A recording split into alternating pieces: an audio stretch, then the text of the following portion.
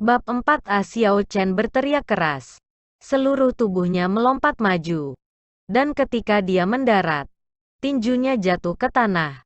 Xiao Chen menggunakan kekuatan seluruh tubuhnya dalam kepalan ini. Boom! Batu-batu itu dihancurkan dalam jumlah besar. Di antara retakan yang tak terhitung jumlahnya, ada lubang kecil sekitar setengah meter. Xiao Chen menahan napas saat melihat batu-batu yang hancur dan menggelengkan kepalanya. Kekuatan kepalan tangan ini mungkin tampak ganas. Tapi dia tahu ini bukan apa-apa. Ketika penggarap bela diri yang kuat menggunakan teknik bela diri ini, itu bisa membuat lubang besar yang setidaknya 1 meter lebarnya. Selain itu, tidak akan ada celah. Semua batu yang hancur akan berubah menjadi bubuk. Namun, Xiao Chen sangat puas. Dia harus mengambil langkah demi langkah. Dia hanya mengolah Purple Thunder Divine Incantation untuk semalam. Namun kekuatannya sudah sangat mengejutkan. Setelah berkultivasi selama beberapa hari lagi, tubuhnya mungkin dapat dibandingkan dengan realem murid bela diri. Selanjutnya, listrik di tinjunya akan memberi kejutan mengejutkan bagi yang lain. Setelah beristirahat sebentar, Xiao Chen memutuskan untuk melanjutkan kultivasinya. Hanya saja, dia tidak bisa kembali ke kamar tidur untuk berkultivasi lagi. Dia harus menemukan tempat dengan energi spiritual yang lebih padat. Gunung Belakang, Gunung Tujuh Tanduk, dari klan Xiao adalah tempat seperti itu. Gunung Tujuh Tanduk ini dapat dikatakan sebagai sumber pijakan Xiao Clan. Ada banyak spirit beas dan tumbuhan langka di gunung. Selain itu, kepadatan energi spiritual ada lebih dari 1 kali lipat dari daerah di mana dia saat ini berada. Dalam ingatan tubuh ini, klan Xiao dianggap sebagai klan humongous bertahun-tahun yang lalu. Dan tidak hanya di bangsa Qin besar tetapi juga di benua Tianwu. Mereka hanya datang ke Mohe City setelah mereka menolak. Generasi Xiao Clan sebelumnya telah menggunakan kekuatan bela diri mereka untuk menduduki gunung ini. Mengandalkan harta yang tak terhitung jumlahnya dari Gunung Tujuh Tanduk, klan Xiao perlahan mendirikan pijakan kokoh di kota Mohe, berubah menjadi klan nomor 1 di daerah itu. Satu-satunya downside adalah bahwa harta karun seperti itu secara alami akan menyebabkan mata orang lain menjadi merah karena cemburu. Karena Gunung Tujuh Tanduk ini, ada arus konflik dan perselisihan yang tak berkesudahan. Pada periode itu, klan lokal Mohe City dan Xiao Clan memiliki banyak pertempuran skala besar, yang menyebabkan kerugian besar bagi kedua belah pihak. Akhirnya, di bawah mediasi penguasa kota Mohe City, semua klan di dalam kota Mohe mencapai kesepakatan. Setiap 10 tahun, mereka akan mengadakan kompetisi, dan semua pemuda dari klan di bawah usia 20 akan berpartisipasi di dalamnya. Pemenang akan memutuskan siapa yang memperoleh hak atas Seven Horn Mountain. Kedua belah pihak mundur 1 langkah, dan klan Xiao juga tidak berani menyinggung semua klan sekitarnya dan setuju untuk itu. Meskipun kekuatan Xiao Clan telah menurun, mereka telah berhasil meraih kemenangan dalam 3 kompetisi seni bela diri terakhir. Janji 10 tahun berikutnya akan terjadi dalam setengah tahun lagi. Klan Xiao memiliki untuk kompetisi ini menempatkan semua harapannya pada Xiao Jian dan cucu misterius dari penatua pertama. Saat mengingat kembali sejarah Gunung Tujuh Tanduk, Xiao Chen sudah sampai di kakinya. Ada celah yang didirikan di kaki, yang merupakan tempat pasukan elit klan Xiao ditempatkan. Jika ada orang yang bukan dari klan Xiao mencari masuk, selain harus mendaftar terlebih dahulu, mereka harus membayar biaya masuk. Bab 4b Xiao Chen. Sebagai putra kepala klan, secara alami tidak harus menjalani prosedur kasar untuk memasuki Gunung Tujuh Tanduk. Namun, ketika penjaga dari klan Xiao mengetahui bahwa dia ingin masuk, dia membuat segalanya menjadi sulit baginya. Siapa yang belum pernah mendengar tentang Tuan Muda kedua dan pembudidayaannya di Grade 9 Spirit Refinement bahwa ia adalah sampah terkenal di kota Mohe? Jika dia memasuki Gunung Tujuh Tanduk, kematian akan menjadi satu-satunya hal yang disimpannya. Ketika kepala klan mulai mencari orang untuk disalahkan, dia pasti akan dihukum. Tuan Muda kedua, binatang buas roh di dalam gunung sangat ganas. Itu bukan tempat yang menyenangkan. Lebih baik Tuan Muda kedua tidak masuk. Salah satu penjaga menyarankan. Sebenarnya, penjaga itu ingin mengatakan lebih banyak tetapi tidak. Menahan diri untuk tidak menambahkan bagaimana Misty Rain Pavilion di dalam tembok kota yang aman akan lebih cocok baginya daripada terus terang berbicara. Mencari kematian dini di tempat ini. Ketika Xiao Chen mendengar ini, dia tersenyum. Dia tidak keberatan dengan nada penjaga ini. Siapa bilang aku akan naik gunung untuk bermain? Saya akan berkultivasi? Mungkinkah itu?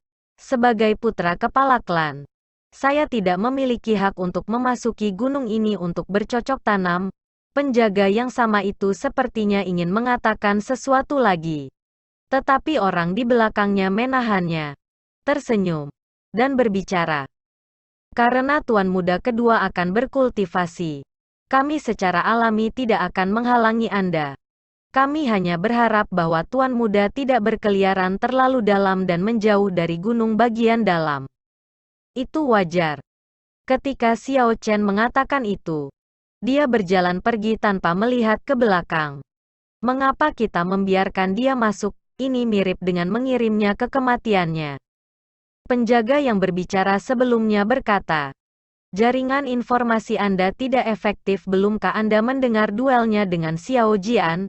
Itu duel hidup dan mati. Biarkan dia masuk. Bahkan jika dia mati di cengkeraman binatang roh, itu masih akan lebih baik daripada mati di tangan Xiao Jian.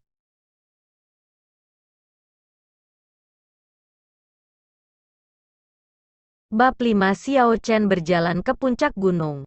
Setelah mengembangkan Purple Thunder Divine Incantation, dia bisa merasakan bagaimana persepsinya telah tumbuh lebih tajam daripada sebelumnya. Dia jelas bisa merasakan bahwa hutan di gunung itu dipenuhi dengan energi spiritual surga dan bumi. Saat ini, dia sedang mencari daerah dengan energi spiritual terpadat di sekitar pegunungan. Meskipun dia tidak berhasil mengembunkan bela dirinya kemarin, dia belum menyerah pada harapan. Dalam kompendium kultivasi, selain dari Purple Thunder Divine Incantation, yang merupakan dasar untuk penanaman, ada juga metode untuk memurnikan pil obat. Berdasarkan pengalamannya sejauh ini, ia menemukan bahwa ramuan dunia ini identik dengan yang dicatat dalam kompendium budidaya. Selama dia mengolah Purple Thunder Divine Incantation untuk jangka waktu tertentu dan memadamkan api yang paling dasar, dia bisa memperbaiki pil obat. Dengan bantuan pil obat, akan ada beberapa harapan dalam kondensasi roh bela dirinya. Tiba-tiba, berdasarkan persepsi Xiao Chen, dia melihat area sekitar 500 meter di depannya. Tampaknya ada banyak energi spiritual di sana.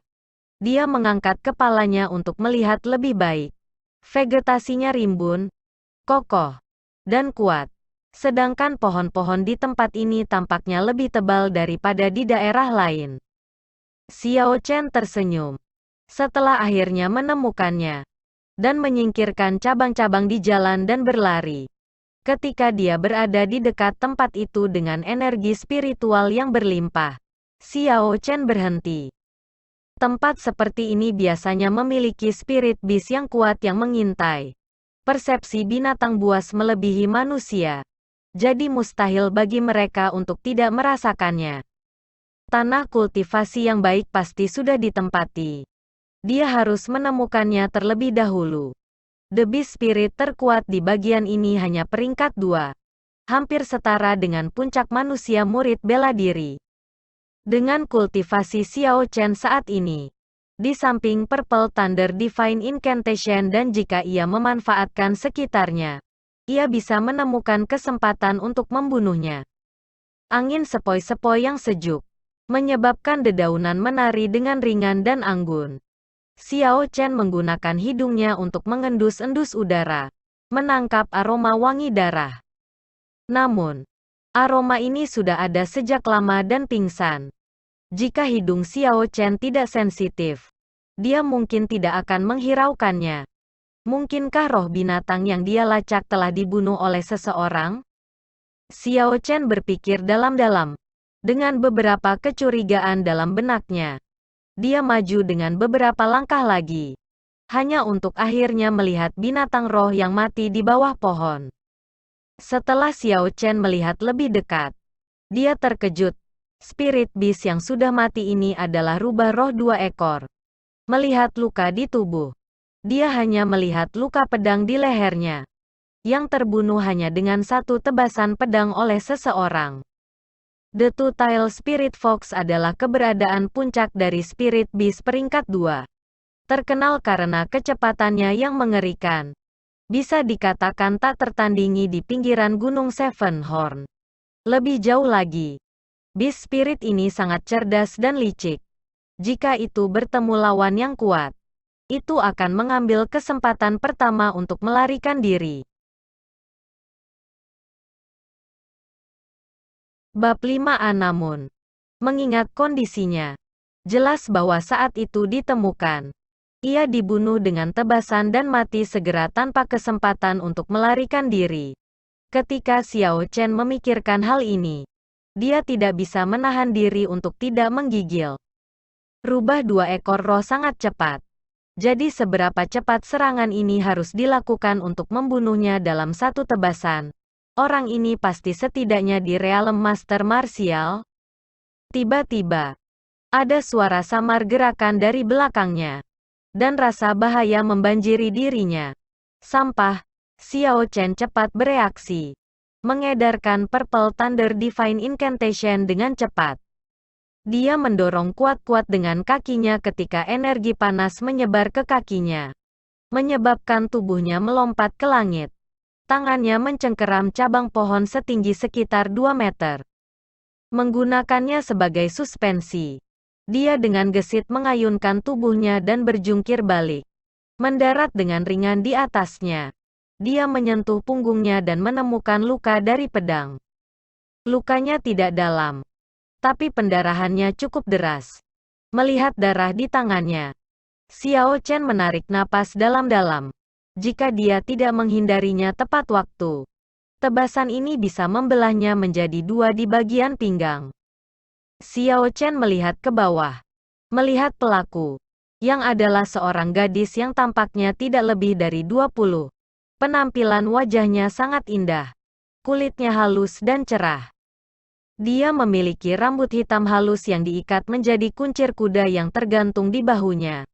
Dan wajahnya menawan seperti bunga. Dengan pakaian hijau yang dia kenakan, dia menunjukkan kemiripan dengan peri dunia lain. Namun, matanya dipenuhi dengan niat membunuh.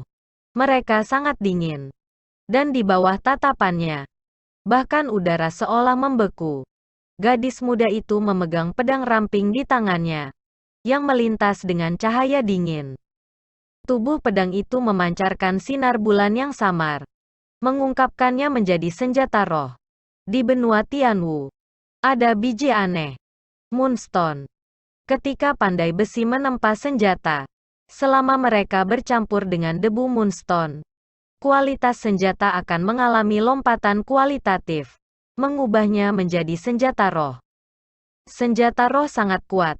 Selain dari fakta bahwa mereka sangat tajam, mereka bisa bergabung dengan kekuatan roh bela diri, yang akan meningkatkan kekuatan kultivator ke puncak mereka. Orang ini tampaknya akrab. Xiao Chen menyaring ingatannya untuk waktu yang lama sebelum mengingat. Melihat bahwa gadis di depannya ingin bergerak lagi, dia buru-buru berbicara. Sepupu Yulan, tolong jangan bergerak. Saya Xiao Chen. Apakah Anda melupakan saya? Ini adalah cucu dari penatua pertama, Xiao Yulan. Dengan melewati silsilah keluarga, Ia adalah sepupu jauh di sisi ibunya. Xiao Chen tidak begitu mengenalnya, mengingat bahwa sepupunya sangat tertutup sejak muda.